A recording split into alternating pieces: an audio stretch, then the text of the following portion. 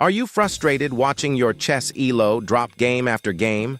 Are you searching for an opening you can rely on game after game without having to memorize countless lines? Don't worry. This video will teach you an opening for black that you can play consistently no matter what your opponent does. So let's start. At first, we won't worry about white's moves, so I can focus on teaching you the opening. Later, I'll show you how to counter moves at the level of Magnus Carlsen and beyond. The opening starts with knight to f6, followed by pawn to g6, setting up that glorious pyramid, ready to launch a powerful attack.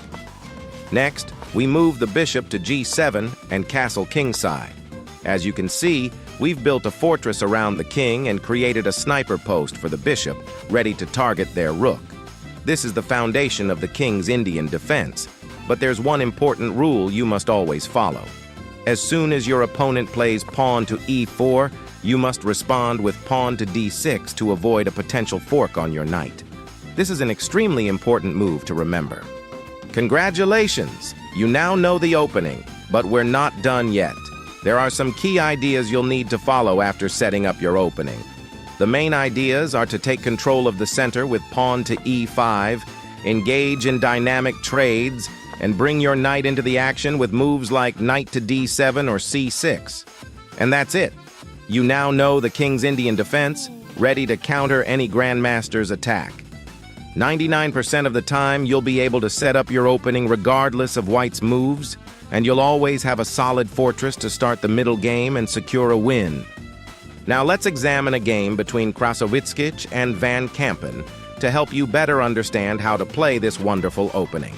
These two faced off in 2016, and Robin Van Kampen won the game as black with two brilliant moves that sealed his victory. This game is a perfect example of how the king's Indian defense can be used to defeat any opponent. All right, enough yapping, let's dive into the game. Krasowitskiy starts with pawn to e4, the most common opening move. Van Kampen responds with a few precise moves, setting up a solid fortress for his king, with his sniper perfectly positioned, ready to take a shot at that rook.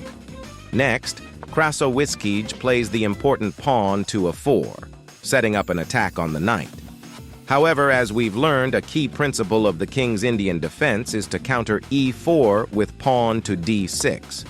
After a few more moves, Van Kampen plays queen to d4,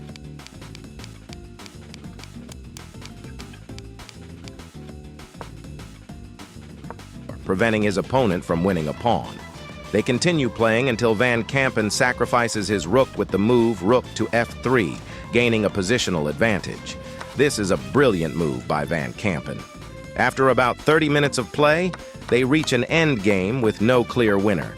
But then Van Kampen sacrifices his rook once again, leading to a forced checkmate in just 4 moves, securing his victory. This game is a perfect example of how the king's Indian defense can be used to gain the upper hand and win against strong opponents. Now, here's a quick recap on how to play the king's Indian defense, just in case you've been dozing off during the video. It all begins with knight to f6, preparing to defend the center and gain control. Next, play pawn to g6 and bishop to g7 to build your pyramid defense, positioning your sniper to strike when needed. Castle your king to move him to safety, placing him in his new home where he is protected from white's attacks. But never forget the most crucial move in the king's Indian defense. Respond with pawn to d6 when your opponent plays pawn to e4. This is extremely important. If you don't make this move, you might lose your knight, though hopefully not your life. Just kidding. Now I hope you are still watching and not asleep because the video is finally over and you can go out trying your new opening. Also, don't forget to subscribe if you want to learn more about chess and how to win all your games with the king's Indian defense. Goodbye.